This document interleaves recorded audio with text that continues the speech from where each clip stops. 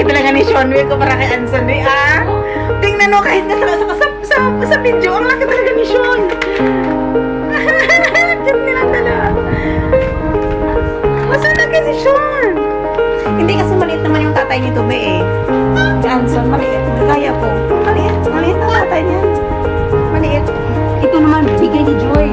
Yan. Oo, binigyan ako si Joy ng laruan. Binigyan niya. Kami walang dala next time. Sa kaya hanggang tayo dito. Ha? 14. Huwag na kasi. Makikita naman tayo next time. Huwag na Baka kasi. next week. Ano ko yan? Hirap mag-bitbit ng mga laruan. Dami. Bagahe-bagahe. Wala ko na mag-box. Magkano ba yung box? Sean ka dito.